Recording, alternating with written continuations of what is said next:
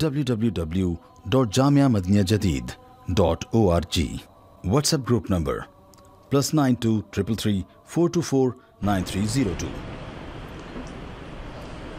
الحمدللہ رب العالمین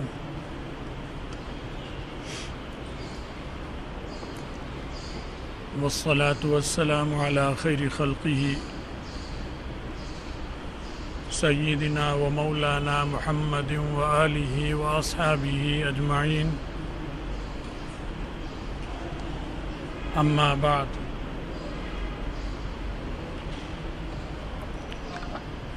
آپ حضرات کے علم میں ہوگا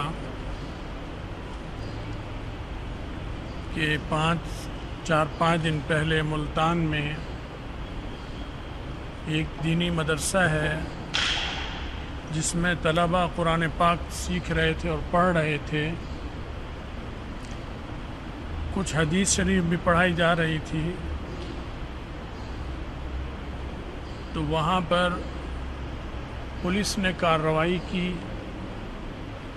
اور مدرسے کے اندر گھس کر پولیس نے طلباء پر تشدد کیا اور انہیں مارا۔ جو مدرسے کے محتمیم صاحب تھے انہیں پکڑ کر تھانے لے جا کر ان کی بے حرمتی کی اور ان کے ساتھ بھی بہت بدسلوکی کی۔ یہ اس نوعیت کے واقعات پے در پے اسلام آباد میں مسجد شہید کی مندر کی بنیاد رکھی جا رہی ہے، پھر ابھی کراچی میں ہی ایک اور مسجد شہید کر دی ہے۔ یہ ایک منصوبے کے تحت ایسی چیزیں کی جا رہی ہیں جو صریح کفر ہے، جو کافر تو کر سکتا ہے۔ بابری مسجد کو ہندو تو شہید کر سکتے ہیں، سکھ بھی شہید کر سکتے ہیں، یہودی اور قادیانی بھی شہید کر سکتے ہیں، عیسائی بھی شہید کر سکتے ہیں۔ کیا مسلمان مسجد کو شہید کر سکتا ہے؟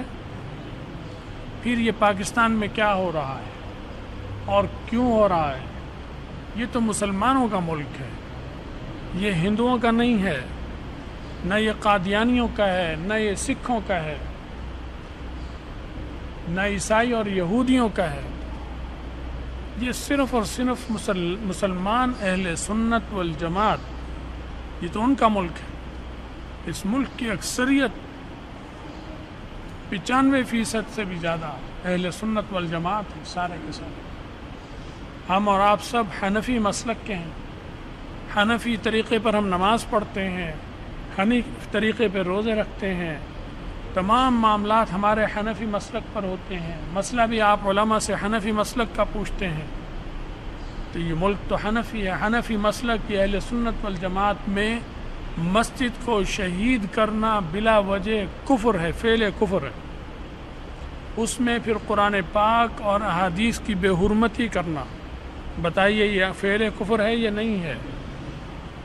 اس مدرسے میں قرآن اور حدیث پڑھانے پر طلباء پہ تشدد کرنا، جبکہ شراب خانے کھلے ہوئے ہیں، کلب کھلے ہوئے ہیں، منڈیاں کھلی ہوئی ہیں، اور ان میں جو حکومت نے ہدایات دے رکھی ہیں اس پر عمل نہیں ہو رہا۔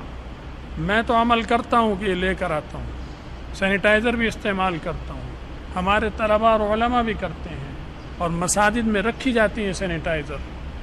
تو یہاں تو کہیں عمل نہیں ہوتا اور وہاں حکومت کچھ نہیں کہتی اور خاموش ہے، اور جہاں کوئی دینی مدرسہ مسجد کا معاملہ آ جائے تو پولیس حرکت میں آ جاتی ہے فوری طور پر۔ بتائیے یہ کفریہ فعل ہیں یہ نہیں ہم مسلمانوں کے ساتھ جو ہو رہے ہیں؟ تو آپ ان چیزوں کی مذمت کرتے ہیں، احتجاج کرتے ہیں اس پر، اور مطالبہ کرتے ہیں کہ حکومت اپنی ان حرکتوں سے باز آ جائے، کیونکہ یہ اس کے افعال جو ہیں یہ تمام افعال کفریہ افعال ہیں، ان کی توجیہ نہیں کی جا سکتی، اور پاکستان جو مسلمانوں نے اسلام کے نام پر بنایا اس میں ہم یہ چیز کبھی بھی برداشت نہیں کریں گے اور نہ ہی اس کو ہونے دیں گے انشاءاللہ۔ آپ سب اس بات سے متفق ہیں؟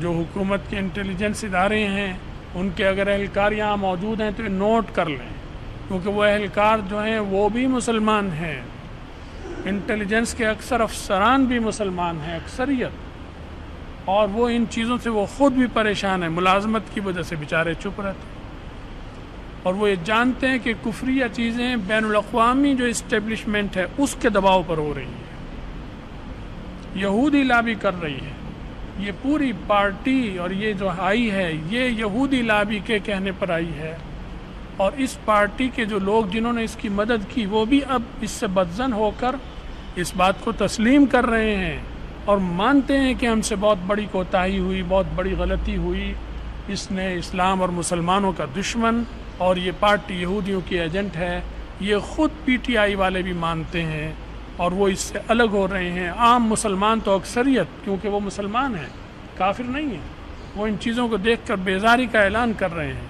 کیا آپ سب بھی اس بیداری کا اعلان کرتے ہیں؟ اللہ تعالیٰ مدد فرمائے۔ بہرحال جب تک اس ملک میں مسلمان ہیں اور ان میں ایمانی غیرت ہے، یہ بین الاقوامی اسٹیبلشمنٹ ہو، جب ملک کی اندرون ملک اسٹیبلشمنٹ میں گھسے ہوئے قادیانی اور آغا خانی ہوں، ان کی انشاءاللہ جب تک یہ مسلمانوں کے دم میں دم ہے ان کی یہ چیزیں کامیاب نہیں ہو سکتی۔ اللہ ہمیں استقامت دے، ہمارے ملک کی حفاظت فرمائے، عالم اسلام کی حفاظت فرمائے، ہم میں آپس میں اتفاق اور اتحاد عطا فرمائے اور ہمارے انتشار کو ختم فرمائے۔ وآخر دعوانا الحمدللہ۔